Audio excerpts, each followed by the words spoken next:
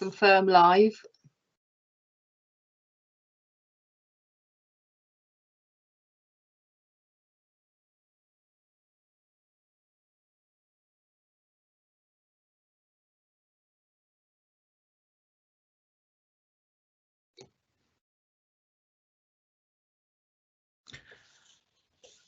Good afternoon, everyone. It's 1 o'clock, so I'll make a start. This is a meeting of the Cabinet of Shropshire Council, and can I welcome everyone to it? I have to read a few things out to start us off. I am obliged to inform you that this meeting is being live streamed and recorded. Members of the public are able to hear and view the papers displayed during the broadcast of the meeting. This meeting is held using remote technology, and should any Cabinet member experience any technical difficulties during the meeting, they should immediately contact the telephone number previously provided. Councillors are requested to mute their microphones unless asked to speak. The chat function may be used to indicate the desire to speak. As leader, I will interpret the Council's existing standing orders in light of the requirements of remote participation, with advice from the monitoring officer prior to making any ruling. At the start of the meeting, I will ask members of Cabinet to confirm their presence and any interests. I will ask everyone that speaks during the meeting, including members of Cabinet, group leaders or officers, to introduce themselves before they speak. Right, we move on. Item 1, apologies. Amanda, have you any apologies? I've not received any apologies, Leader. OK, thank you. Items 2 and 3 are the roll call and disclosable pecuniary interests. So I'll go through Cabinet. I'll start with Councillor Gwilym Butler. Thank you, Leader. Yes, Gwilym Butler here, Clibbury Mortimer, no pecuniary interest. Thank you. OK, Councillor Lee Chapman. Present, Leader, and no pecuniary interests. Councillor Steve Charmley. Yeah, present, Leader, no pecuniary interest. Councillor Dean Carroll. Present, Leader, no pecuniary interests. Councillor Steve Davenport. No, right. Councillor Robert Macy. Present, no pecuniary interest. Councillor David Minery. Present, Leader, no pecuniary interests. Councillor Leslie Picton. Present, Leader, no pecuniary interests. And Councillor Ed Potter. Present, no pecuniary interests. And for the avoidance of doubt, I don't have any pecuniary interests myself. I've got the group leaders, Roger Evans, Alan Mosley and Pauline D. Roger, I know you. Present with no pecuniary interest. Alan Mosley. I haven't seen Alan yet. Pauline D. Pauline, I know you're here. Yeah, present, Leader. Right. Right. And other members who should be in attendance because they've got questions to ask include Andy Boddington, Ruth Houghton, David Turner and David Vasmer and Simon Harris. So as we get to the questions, they can confirm they're here and we'll do the questions as we go. Officers in attendance, just shout so we know you're here. Andy Begley, Chief Executive. Present, thank you. Karen Bradshaw, Director of Children's Services. Present, thank you. James Walton, Director of Finance. Thank you, present, yeah. Claire Porter, Director of Legal and Democratic Services. Yes, present, thanks. And Amanda Hollyoak, the Committee Officer. I know who's here, so I don't think you need to confirm. She's been busy already sorting us out this morning. Right, item 3 of the minutes. I move that the minutes of the Cabinet meeting held on the 5th of October 2020, as circulated with the agenda papers, be signed as a correct record.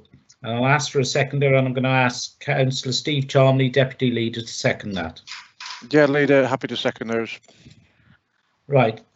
I'll give everybody a few seconds, but unless anybody indicates differently, we will accept those minutes as the record of these meetings. Nobody's indicating, so I will now accept these minutes as a record of these meetings, and they will be signed duly signed. We move on to item 4, which are public questions. The first question is from Rob Mills, and I think Claire Porter, the Director of Legal and Democratic Services, is going to read the questions out as we go through them. So Claire? Yes, thank you, Leader. The first one is from Mr. Wilson. Given the Council's unanimous vote at the last Council meeting to support the new LTN 1/20 standards for cycling infrastructure and the unanimous support for school streets at the Council in July, both of which are key elements of the Prime Minister's gear change policy, will the Cabinet now consider implementing other elements of that policy? Thank you. And I'm hoping Steve Davenport has joined the meeting. I'm going to ask him to respond. Steve, are you with us? Steve isn't with us, so I'll read out the response that's been supplied. And this is from Councillor Steve Davenport. I fully support the principle of the gear change policy, and the Council's work on a new local transport plan will be informed by that document. Current levels of annual funding from government for highway improvements, however, make wholesale endorsement of the policy unaffordable unless the pipelines of assured funding and skill support that is referred to in the document is in place. I am therefore unable to commit to full implementation of the other elements of that policy until more details of the funding pipeline and support available from the new body Active Travel England are shared with local authorities. Right, thank you. So we move on now to question 2 from Nick Saxby. Can I ask Claire to read the question? Yes, Leader. Just to let you know, Mr. Saxby did provide some background information as well to these questions, which I understand the portfolio holder has seen, and they will be put up on the website, those comments in due course. Yeah. So his questions are, will the Council make efforts to bring Whitchurch Swimming Centre back into operation for the community? If there is a case in principle to invest in centres such as Market Drayton to make them viable in the current climate, why is the Whitchurch facility not deserving of such investment? Does the Council have a clear pathway or plan towards reopening the swimming centre? Can you release the details of the findings of the feasibility study for public review? And finally, can you provide any details about the swimming centre's financial position, the extent to which the Council is still paying for contracted services, and which entities are receiving compensation for the closure, and how this may be being spent? Thank you. OK, thank you, Claire. I'm going to ask Councillor Leslie Picton to respond. Leslie? Thank you, Leader. Thank you, Mr. Saxby, for your questions and for the background information. The Council, along with Shropshire Community Leisure Trust, are making efforts to bring Whitchurch Swimming Centre into operation. It's unfortunate that there is a perceived permanency of the closure, but I guess it's understandable. The bottom line, however, is that until the social distancing rules are relaxed, it isn't possible to provide a COVID-19 secure environment to allow access. The priority in all cases where access to council buildings is considered is the safety of the users, the staff and the community, and where risks can be mitigated effectively, a facility will be reopened. I should point out, Leader, that of course a lot of this refers to the situation before the latest government announcement, but I will continue anyway. The next question was if there is a case in principle to invest in such centres such as Market Drayton to make them viable, why is the Whitchurch facility not deserving of such an investment? Whitchurch Swimming Centre continues to receive investment from Shropshire Council. If the only factor preventing the facility from being opened was ventilation, then the facility would have already reopened. As I said before, our inability to open the facility whilst complying with government guidance around social distancing is the main problem, although the situation is now further clouded by a water leak in the pool. Shropshire Council's Property Services team, working in partnership with the Trust, are investigating the cause of the leak, and once investigations are complete and a solution identified, a decision can be made as to the feasibility for undertaking the required work. It is a complex process and potential causes are gradually being eliminated, but I have to say at the moment they are eluding us. There is a substantial cost to this investigative work, and therefore the Council and the Trust are continuing to invest in the centre. Regarding Mr. Saxby's questions about the pathway towards reopening the swimming centre, I've said before, basically we need to identify the water leak first, and at the same time attempt to develop procedures for a currently COVID non-compliant building. Obviously, we now will have at least another month to do that work. He asks if I can release the findings of the feasibility study. It's not really a feasibility study as such. It's the work is ongoing and investigations are still taking place. We are trying very hard to find, or we were, and we probably still are, but we were trying very hard to find a way of reopening Whitchurch, but it is such a small area, such a small circulation area, so we're having problems with that. And then he asks, can you provide any details about the swimming centre's financial position, etc. We're contractually obliged to continue paying the trust. We sought external legal advice at the beginning of the lockdown period, and this confirmed this. The council also have funding agreements with other facility operators, which are also being honoured. On an open book basis, the council have made additional revenue support payments to all facility operators due to the loss of income incurred due to the closure of leisure centres. In conclusion, the council, along with its contractual partner Serco, have been and will continue to work towards a reopening Whitchurch Leisure Centre as soon as this is feasible. I'm sure that Mr Saxby would much prefer that our focus is to protect the health of residents, visitors and staff than opening the centre in an unsafe manner. Thank you, Leader. Thank you, Leslie. Now we go to question 3, and I'm sorry, I'll probably pronounce the name incorrectly, but I'll do my best. It's from Slavomir Adam Favour. And I'm going to ask Claire Porter again to read the question out. Claire? Thank you, Leader. Yes, this is from Mr Pfeiffer. Due to increasing traffic and the need to observe COVID social measures, what steps are Cabinet planning to take to follow a government policy and provide extra safety for those, including children, to safely cross Belvedere Bridge on Belvedere Road, Shrewsbury?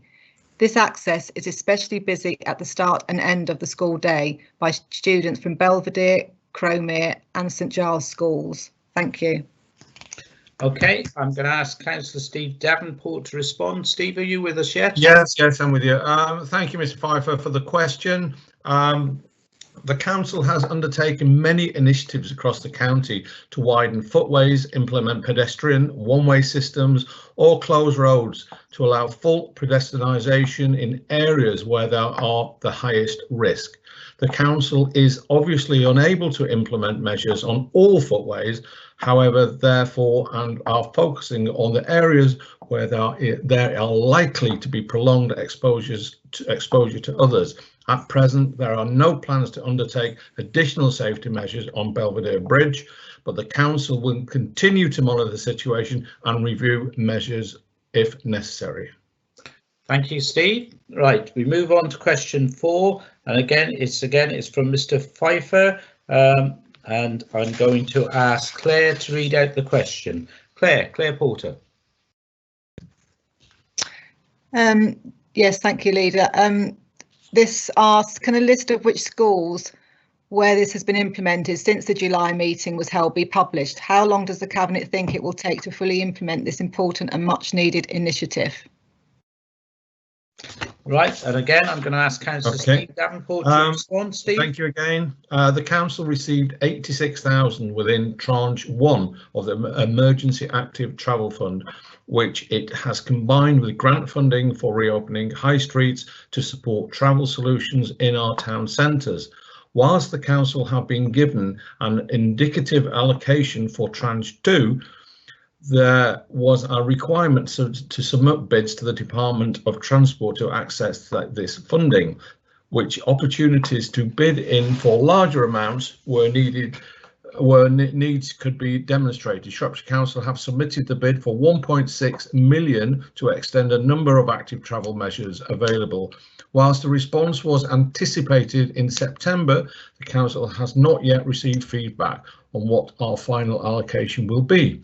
But we have been advised that the council will be informed in November. The council have therefore been unable to progress further initiatives at this time. As it's in September, the Cabinet has agreed to a separate programme of 20-mile-an-hour schemes around schools in Shropshire, which would review all schools in the county and consider opportunities for a broader school street initiatives as part of these reviews. Thank you. Okay, thank you, Steve. Question 5 is from David Kilby, Secretary of Shropshire Playing Fields Association. I'm going to ask Claire Porter again to read out the question. Claire? Yes, thank you, Leader. Do members and officers agree with Shropshire Playing Fields Association that the strategy, which is the playing pitch and outdoor sports strategy, does not come close to adhering to Sport England guidelines as recommended by the NPPF with regard to the section that is meant to focus on accessibility, therefore would not in its present format stand up to scrutiny at a public inquiry as a sufficiently robust study? Thank you. Okay, thank you, Claire. I'm going to ask Councillor Leslie Picton to respond. Leslie? Yes, thank you, Leader. In short, no. Throughout the whole process, we've been working with Sport England and the 7 national governing bodies of sport referenced within this strategy. That's football, rugby, hockey, cricket, tennis, netball and bowls, and have followed Sport England's playing pitch guidance at every stage. Each national governing body provided feedback and amendments to the documents where deemed necessary to give an accurate representation to protect, enhance and provide sporting provision across Shropshire to meet current and future levels of demand. All the national governing bodies have now signed off on their respective sections, and Sport England have signed off the whole strategy and the associated documents.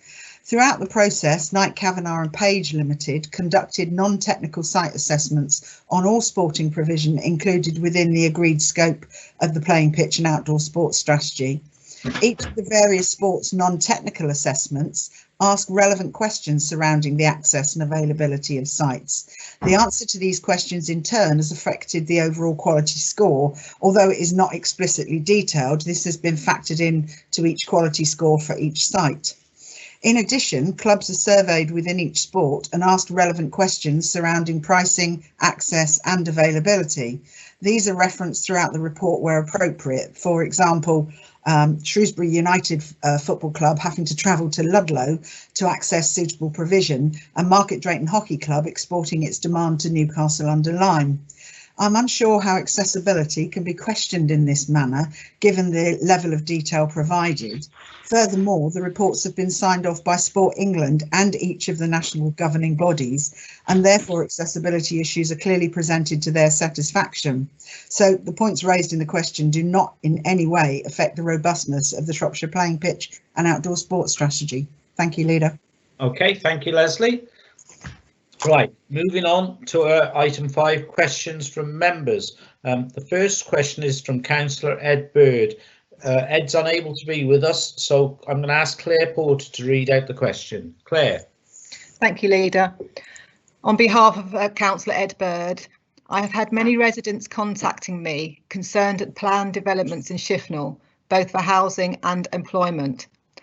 Under the new Shropshire Council local plan, could the council provide any guarantees that any land allocated for employment in Shifnal would be used for that purpose and not housing? At this stage, have there been any employers coming forward, and are the council able to provide those details? Thank you.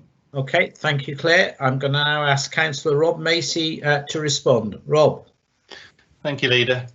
The new employment area, which if it comes through the plan will be known as the M54 Corridor Shifnal East, is being brought forward for consideration alongside a range of new housing sites in Shifnal.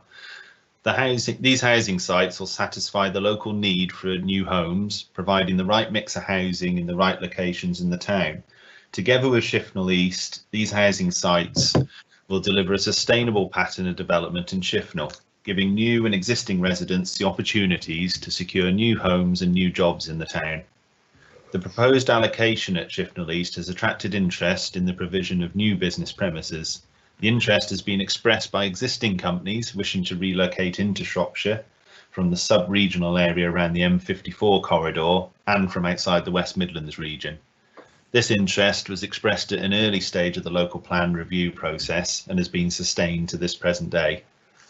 In the period to 2038, the pre-submission local plan will ensure this protection is delivered through policy SP11. This policy will protect strategic and local employment sites allocated in the local plan from development for other uses, such as the provision of new housing. The strategy for Shifnal, lying in the Greenbelt, also looks forward beyond the 2038 end date of the draft local plan. This extended forward planning in the Greenbelt also safeguards additional land around the town where future housing could be delivered in the period to 2058. This focus on meeting the longer term housing needs ensures the proposed new employment area will be protected and deliver the new jobs needed by the local communities in and around Shifnal. Obviously, the local plan review is an ongoing process and it will come before council for decision next year. Okay, thank you, Rob.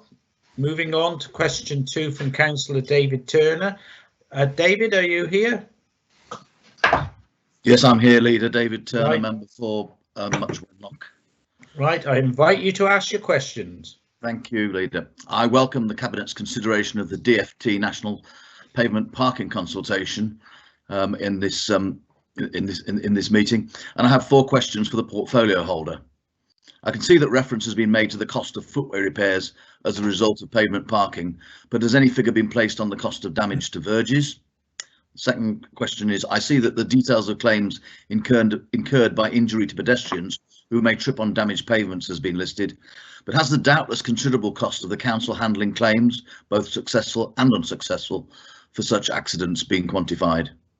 Thirdly, in considering the unintended consequences of the proposed regulations, such as vehicles parked on narrow streets, such as we have in the centre of Much Wenlock and particularly on Bridge Road, Bentall, has access for the emergency services, especially fire appliances, been considered? And my final question, if and when the proposed regulations are enacted, can we anticipate some joined up thinking by Shropshire Council as regards residents' parking schemes and promotion of underutilised off-street car parks? Thank you, Leader. Okay, I'll take these from the top. Number 1, it is recognised that parking on verges causes considerable damage and rutting. However, costs are less easy to evidence due to them falling outside the council's maintenance policy. As such, damage is often not repaired if it's not deemed as hazardous. Number 2, there is a cost of handling these claims. However, costs vary on a case-by-case basis depending on the complexity of the case, and therefore it is difficult to place or precise figure on these costs. Number 3, this is a consultation, and I must stress this, on the potential change in legislation where the changes to be implemented to the council would have to consider the suitability of individual locations on a case-by-case basis. Number 4, notwithstanding the new regulations, the council will be reviewing its parking strategy to ensure that it meets the needs of the county. Thank you. Okay, thank you. We move to question 3 from Councillor Ruth Houghton. Ruth, are you available? Yes, I am. Thank you, Leader. What planning is being undertaken at Shropshire Council to ensure that there are no food, fuel or energy supply disruptions to residents and businesses in Shropshire post-Brexit on January the 1st? Okay, thank you. I'm going to ask Councillor David Minery to respond. David? Yes, thank you, Leader. Good afternoon, Ruth, and thank you for your question. The Council's emergency planning team keep existing plans under review and amend these as necessary in the light of changes both locally and nationally. Brexit planning is nationally led, and we share the national guidance with relevant parties. We also have plans in place to ensure that the most vulnerable members of our community are identified and supported in an emergency. Thank you. Okay, thank you. May I ask a supplementary, Leader? Yeah, go on then. Yep. Thank you. And given the new lockdown rules coming into effect on Thursday, could the portfolio holder assure us that Shropshire Council have sufficient staff resources to deal with any Brexit implications as well as the COVID requirements? Thank you. Okay, David? Yes, thank you, Leader. I mean, that's a very, very broad question and assurance that you're asking for, Ruth, by using the word any. I think I would prefer to say that we're confident that we have the resources and capacity in place to deal with any potential emergencies to the best of our ability.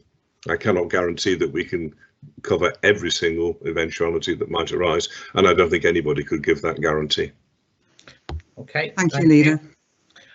Question 4 is from Andy Boddington, and I am conscious that there are pages and pages of response to this question, and I am going to ask Councillor Dean Carroll when he responds to use his discretion about how much detail he goes into. But Andy, we start with you, Councillor Andy Boddington. Thank you, Chair. That life has moved on an awful long time since I wrote this question. We are now approaching lockdown. The circumstances are different. Some questions are answered. On the first question, with your permission, I'd like to withdraw it, which is about compliance and monitoring compliance, because I hear from the Director of Public Health, Rachel Robinson, this morning that a paper is going to the directors this week. And if you'll agree that that will be circulated amongst members and be available, it would save us some time and would be more up to date than my question. Okay, I'm sure that will be circulated once we have it. There is a lot of detail available and that will be circulated to members, yes. Yeah, I mean, if the original answers could be circulated, but we recognise that everything is moving day by day. Right. More or less the same it applies to the second question, and just extemporising it a bit. The critical point now is not about tiers. It will be in a couple of weeks' time when we think about coming out of tiers, but our relationship with Telford and Wrekin. And that is the nub of the answer we probably need today, how closely we work with our neighbour, our sibling, on managing the tier system, because we here will come back to that in hopefully December. Okay, I'm going to ask Councillor Dean Carroll to try to respond as best he can. Dean? Thank you, Leader. Firstly, can you hear me okay? I'm getting all kinds of warning signs that my signal quality is bad. So can you hear me? You're okay? all right at the moment, so get on with it, else we might lose Okay, then you. in that case, I think from what I've picked up from Andy that he's not asking question 1 or question 2 or question 3 about compliance. In terms of question 4 about the numbers of incidents that our regulatory team have responded to, that is quite a lengthy answer, and that I can assure you will be sent to you and issued on with the minutes of the meeting. So if you're okay with that, then we'll move on to the second part of your question, if you're okay with that. I'm content, yeah. Yeah, okay then. So moving on to the second part of your question, and you forgive me if I've got this wrong, but can I ask, are you specifically asking question 3 of the second part of your question, the relationship between Shropshire and Telford and Wrekin? Is that what you're asking me to answer? Yes, indeed. I mean, it is Right, that okay. relationship that is now most pertinent. Yeah, that's fine. I just want to make sure that I'm not missing anything else that you wanted an answer to today. As I said, everything in the written answers will be sent to you and published on the council's website. So in terms of the relationship between Shropshire and Telford and Wrekin councils, we have and continue to work closely together throughout the pandemic. Where it makes sense based on need and trends, processes are aligned. Where there are differences, these may take a different timescale or approach. However, we do continue to work closely together. Discussions had included moving together into tiers, but only where this was based on evidence and numbers within each area. Ultimately, our primary concern is taking the right decisions for Shropshire, and that is the answer to that question. Okay, thank you, Andy. Thank you. Are you okay? You do have the opportunity to come back, but I think when you get the written answers that we can provide with all the detail, you'll find there's a lot of information available there. I think everything's moving so fast, Peter, that we need to see those answers. and also see updates during the week. Okay, you'll get them quite quickly. Okay, thank you. We'll move on. Question 5 is from Councillor David Vasmer. David, are you available? Yes, thank you very much, Chair. I'm here. Right, go on then. Thank you very much.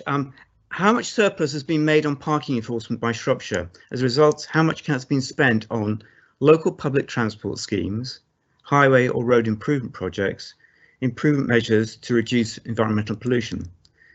Some housing estates in Shrewsbury were designed before cars were commonly owned by most families, with the result that there is a dire shortage of parking spaces, and this contributes towards pavement parking, particularly where streets are narrow.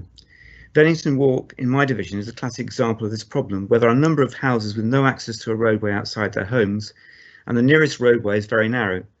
Could funds from any surplus made in the parking enforcement be also made available to increase parking provision where there is a serious problem, as well as improving public transport and facilities for cyclists and pedestrians?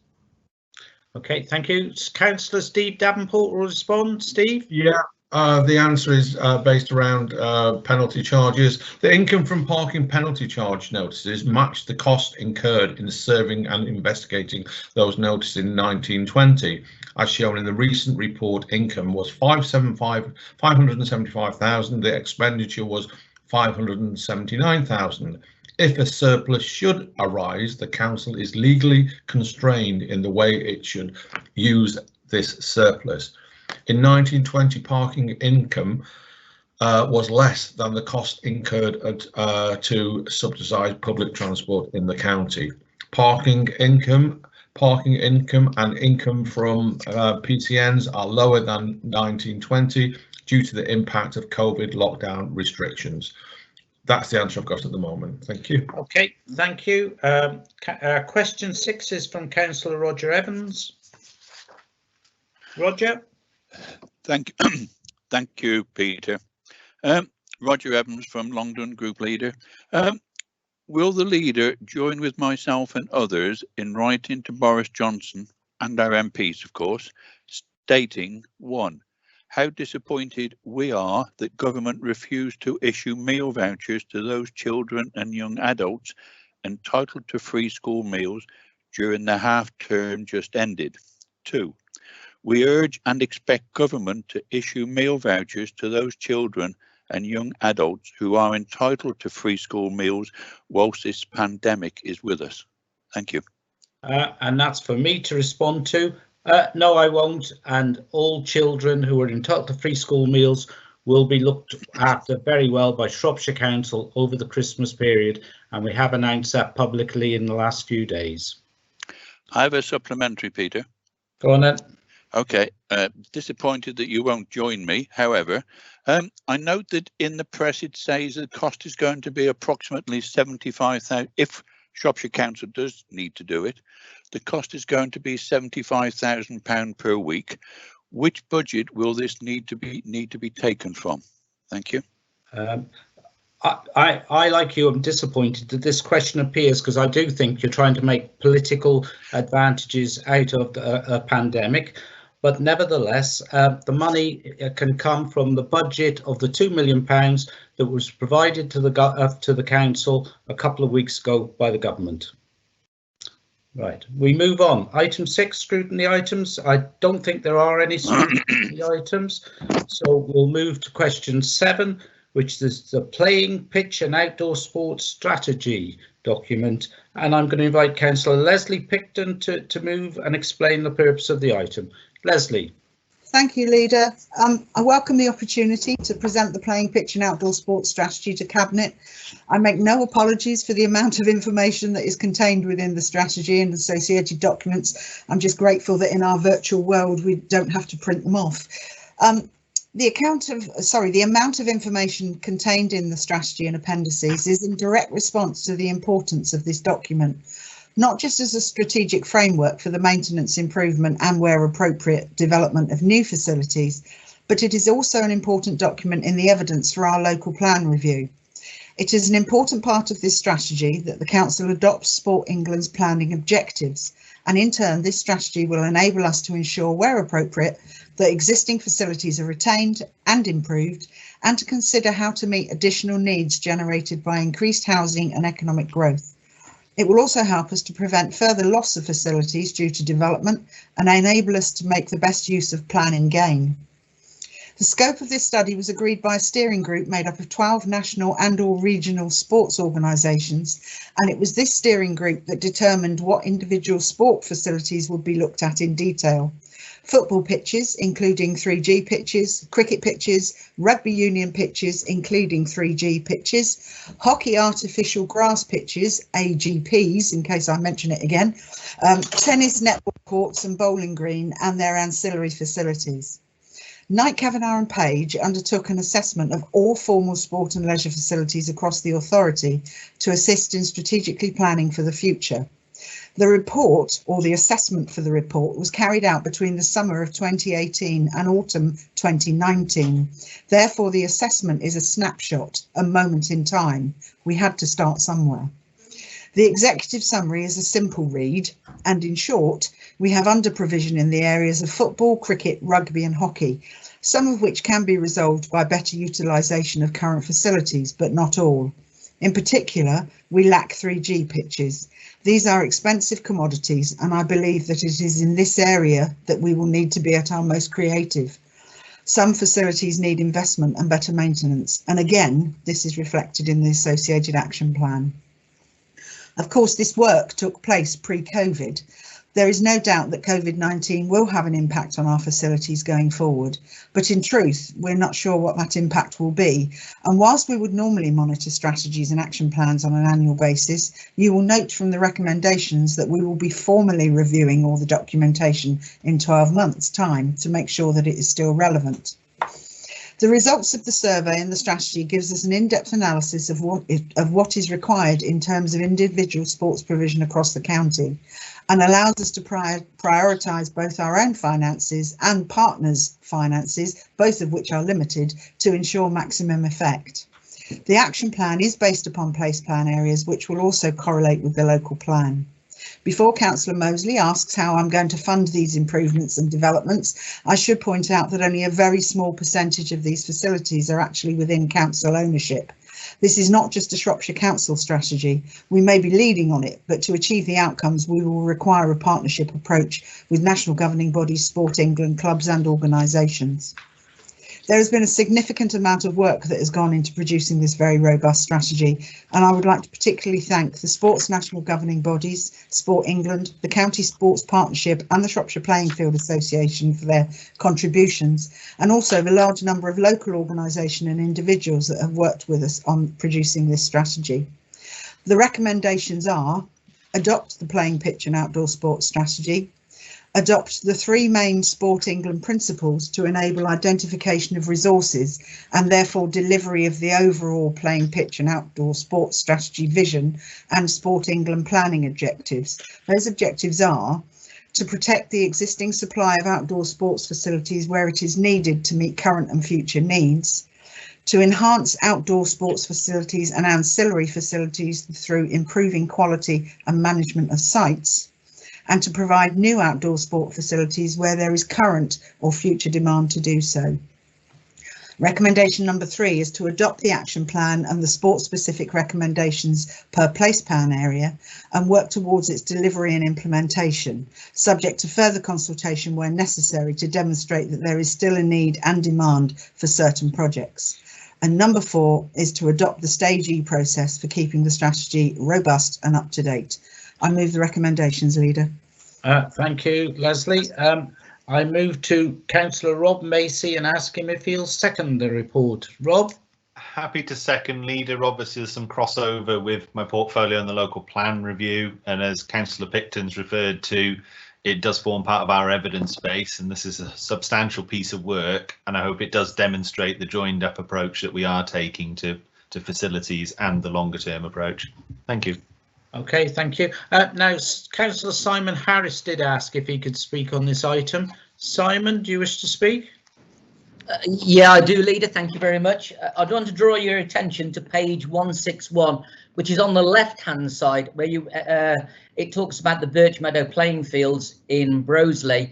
It talks about how 1 adult and 1 youth pitch of a standard quality this council is fully aware that Broseley Town Council, in conjunction with Shropshire Council, spent over £80,000 of SIL money upgrading this facility, and we now have a facility that's pretty well all year round football for not just actually Broseley. We're getting so many teams from around coming to play that where it says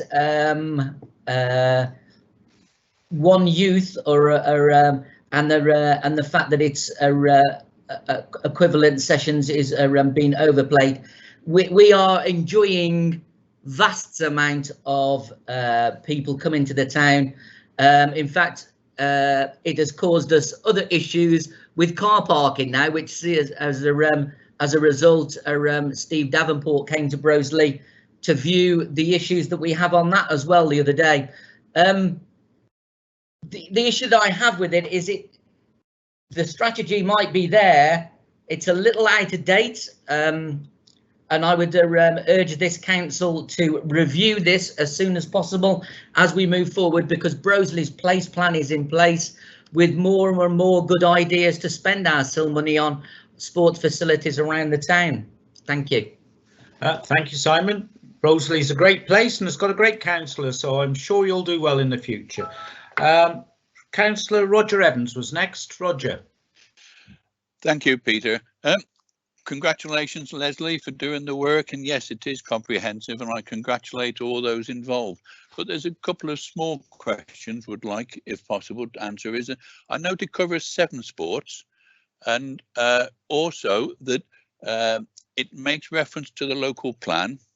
In the local plan submission, will it show the amount of time that each facility is open for local community use in that area? As I think it would have repercussions on that. And then finally, as a next to one is is there any sort of funding plan for help in those areas where there's organisations at present providing facilities? Many, of course, are affected by COVID. So is there any funding plan that can be put in place to actually assist these to continue and be there for when all the restrictions are lifted? Thank you. I'll ask Leslie if she'd like to respond to that difficult question at the moment. Leslie? Thank you, Leader. Roger, thank you for your comments. I'll pass those on because there has been a huge amount of work gone into this. As far as the local plan goes, part of the strategy and the assessment is actually about access and how much time it is open for the community use. Whether that will actually go into the local plan itself in a separate format, I don't know, and I'll find out the answer. It will certainly, unfortunately for the inspector, the whole of this document will be put into the local plan. So if it's included in here, then it most definitely will. If not, I'll find out the answer for you.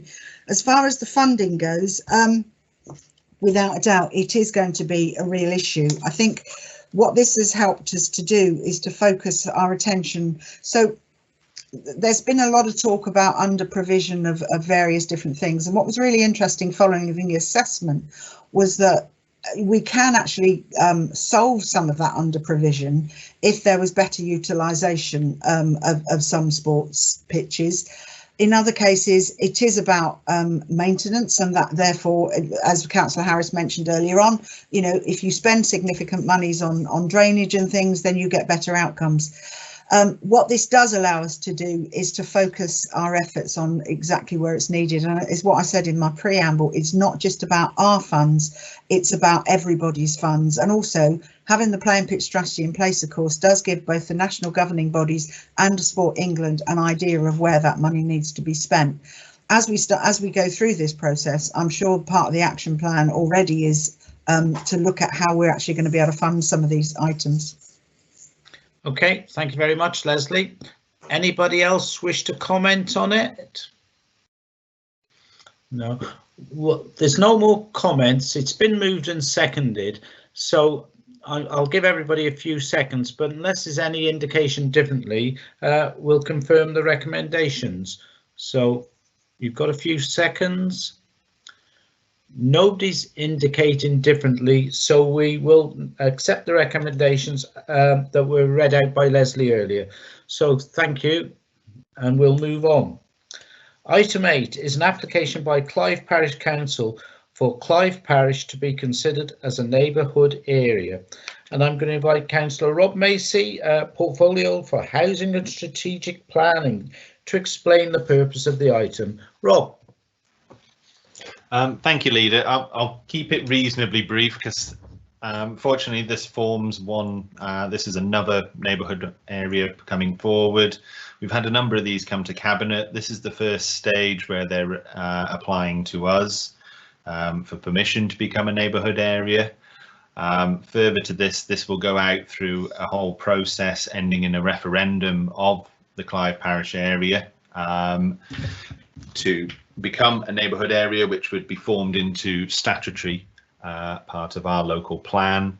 So this is just the first stage, confirming that we are happy with the recommendations and that the actual area which they're covering will go forward. So we will see this again, as we have done with other areas, come back once the proposals have been worked up, and we'll be asked to agree to go out to referendum in the local area. Okay, thank you, Rob. I'm quite happy to second it. It looks pretty straightforward to me. Anybody wish to comment or say anything about this? No, so I'm going to assume that everybody agrees and we'll accept the recommendations. There were 2 recommendations on page 539, so we'll accept those recommendations then. Nobody's indicating differently. Right, thank you very much. So we'll move on. Item 9 is the pavement parking consultation, and I'm going to invite Councillor Gwilym Butler to move this item and explain how it'll all work. Gwilym. Thank you, Leader. Good afternoon, everybody. Yeah, you have the report in front of you. I'm not going to go through the report word for word. I will make a few points. The first of all, this is a consultation. The consultation that the government has put out has been very prescriptive and very definite in the questions it's asking, and to that extent I don't believe it's going far enough. The response that we've actually given to the consultation echoes our thoughts that we need far more devolution within the county to be able to deal with issues in certain place plan areas where they exist, and it goes back to the old adage, not a one size fits all. I believe this is the start of the beginning of what the government is trying to do, and once it has decided on how it wishes to move things forward, we will have a further consultation on how it actually wants to deliver any future policies. To that end, Leader, I'm quite happy just to move the recommendation, which is Cabinet approve the submission of Shropshire Council's response to the DFT National Consultation in favour of option 2, which is legislative change to allow local authorities with civil parking enforcement powers to enforce against unnecessary obstructions of the pavement. And finally, that Cabinet approve the full consultation response as per Appendix A. And as I say, our ambition would be for us to be able to deliver what we need for a holistic view around the place plans, taking into account what we have now, but also what we need into the future in how people are going to live in the next 50 years, taking into account climate change and everything else. I move the recommendations, Leader. Okay, thank you. I was going to say I'm going to invite Steve Davenport to second it. Steve? Yes, I'd like to second that. Thank you. Right, I've got a couple of people who want to speak, so we'll start with Roger Evans. Roger. Thank you, Peter. I note option 2, and yep, I think that is the only way forward, and local devolution would be welcome. I note in the report that there are some contraventions which have been taken up by Shropshire Council. It doesn't say that actually anybody has been prosecuted for parking on the pavement. I think in these current climate especially, pavements do need to be kept clear so that people can maintain their social distances, and all ages can use the pavements that are provided, right from youngsters in carry cots and push chairs right the way up to wheelchairs. But have Shropshire Council actually prosecuted anybody or taken anything further, anybody that is parking on pavements and obstructing the footway? Thank you. Okay, I'll leave that for a minute and get Gwilym to answer in a minute. But Alan Mosley also wishes to speak. So, Councillor Alan Mosley. Yeah, in terms of the response to the consultation, I think this is a reasonable option. But I do think we need to be wary of not being flexible in terms of the application if and when the legislation does change. There's clearly different problems in high street areas that David Turner referred to, and other areas such as that, with high pedestrian flow and high traffic flows, and the occurrence in predominantly residential areas such as Castlefields, Bellevue, Frankwell, those sort of places where there are severe pressures on the number of parking spaces. In fact, residents' parking schemes in those areas can't work because the biggest problems of parking are in the evening, which of course is when the residents are at home, and the evidence shows that there aren't enough spaces to allow the residents in that area in those areas to park. So I hope we take care not to overreact to this, because in my experience, certainly in my area, people are very sensitive to all pedestrian and road users, and really only pull over onto the pavement on a temporary basis when they're forced to either because of they've got to get shopping into the house or deliver goods, etc. Forced to when they're just making quick visits for whatever reasons. Also, now that there's no lighting in the evening, many people are sensitive to having to walk long distances in unlit streets, and it's a safety matter to park for the evening. They're always removed later in the day, in the mornings, to access their property. I'm also fearful that bringing in any sort of draconian measures in this respect in areas such as ours would lead to conflict within the community, and would be counterproductive. I know that occasionally problems are incurred for people with pushchairs and obviously mobility scooters, etc. But I will repeat that the vast majority of residents are sensitive. The vast majority of residents do not park on pavements for any time at all, or when it is avoidable. But reiterating the point, it's horses for courses depending on the particular area, particular circumstances, and the particular occurrence when these things apply, and we must not overreact in terms of enforcement and fines and developing conflict within very stable and thoughtful and sensitive communities. Thank you, Alan, and I tend to agree with your comments, because that's why we're going for option 2, because we do believe that will allow us some flexibility in how we go forward, because Shropshire's an enormous county with a wide variety of problems on this, and it would be quite inappropriate to set everything in tablets of stone, because it will vary from area to area quite considerably. I've got Roger Evans wants to ask a supplementary question, Roger, and then Pauline D has asked a question about some parking. I'll ask Pauline afterwards, but Roger first. Roger. Can't hear you, Roger, you're muted. Okay, thank you, Peter. Apologies for coming back. In question 15 in the appendix, I note environmental impact, and I think the answer says no.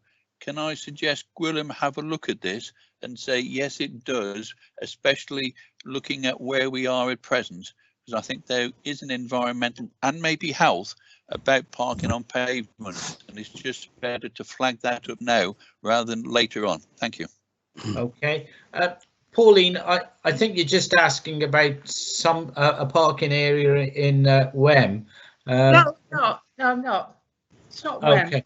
No, it's on the what I'm thinking of, the traffic flow coming into Shrewsbury. Oh, I know where you are then. Yeah.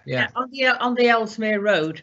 The cars all park halfway across onto the pavement on the left-hand side as you're going out of, in front of those small cottages.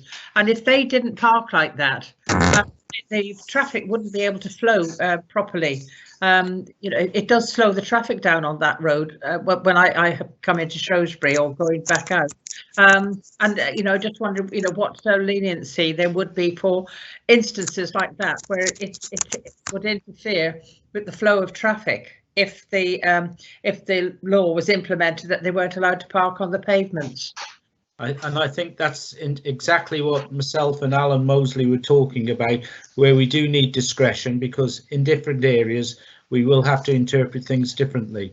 And they do, yeah, I mean, I go up Ellesmere Road quite often, and yes, they are parked half and half, but it makes it work in that area. It does slow traffic down, but you can still get through. Whereas if they were parked entirely on the road, there could be chaos around there. So I think this is a consultation document. We're responding to a consultation. When the government decide what they want to do, no doubt we'll have the opportunity to add more, and we'll see where we go. Gwilym's there, ready to go again. I'm sorry, I did notice you were playing with headphones earlier, so I didn't come back to you then. Right, so Gwilym. Thank you, Leader. I think you've answered most of the queries, and I think we've got virtual agreement across here. I totally agree with what Alan and yourself are saying. We need a place-by-place solution where there is problems, and it has to be dealt with delicately. Otherwise, we're going to alienate more people than we're going to please. In regard of prosecutions, Roger, that is down to the police. Perhaps we could ask the Police and Crime Commissioner if he's got any figures on that moving forward. And we'll take back the environmental impact should that come up further in the future consultations that the government give us. But out of the prescriptive consultation that we were given, I think we've given the best response that will fit to whatever Shropshire needs, where it needs it. Thank you. Okay, thank you. So that has been moved and seconded. And again, unless anybody indicates differently, I'm going to assume that we've got full support for that. I'll give you a few seconds. Nobody seems to be indicating differently, so that is agreed. And we will now move on to the annual health and safety performance. And I think that's for Councillor David Minery. Yes, indeed it is, Leader, and thank you very much indeed. The report is quite a long report. I would draw attention and apologise for the header. The heading on the introductory page is absolutely correct, but thereafter it's obviously last year's because it refers to 2018 and 2019. In fact, the report is all about 1920. So there are two sections of recommendations, and on the first page, A, to note the contents of the report, and I accept. There are one or two things in there which draw matters to members' attention, and there is a lot of detail about those later on in the report. Members want to read it.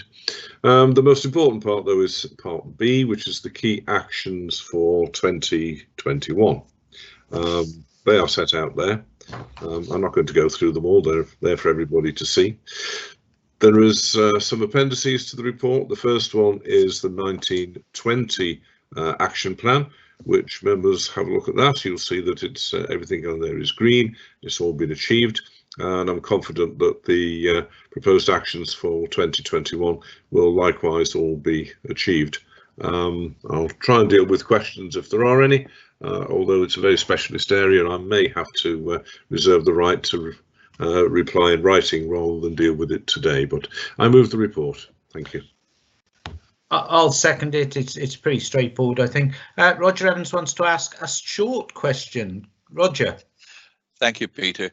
I note the good news about stress for 1920 is below the previous year. Is there any indication that that has increased for the first 6 months of this current year? We do live in a different sort of age, climate, whatever one wants to say, but I wondered about our staff and the stress. Are we still the same values, or is it increasing? Thank you. Are we able to answer that yet, David? No, I think I'm going to have to go back, come back to you in writing on that, Roger. But you are quite right, and it would be good to think that levels are continuing to drop. But of course, the whole work situation has changed since the start of this current financial year, with a lot more people working from home. We are taking a number of measures to make sure that our staff are looked after, and there are work groups in being at the moment, and I will be reporting on that in due course, discussing the issues that staff are facing from home working, and to come up with the measures that we can take to alleviate any problems that they may have. But it's a bit early yet to say what the situation is for the current year, but I will ask the question, and I'll make sure that the answer is circulated. Thank you. Okay, thank you, David. This is a very, very difficult year. It's unlike anything we've seen before, so there will be some hiccups and variation in the responses to these. But generally, I think we're doing pretty well in this area, so I do welcome the report. Again, unless anybody's got any queries or wants to say different, I'm proposing we accept the report. I can't see anybody indicating differently, so that report is accepted, and that is the end of the meeting. So thank you all very much for your help and getting through the work. Thank you.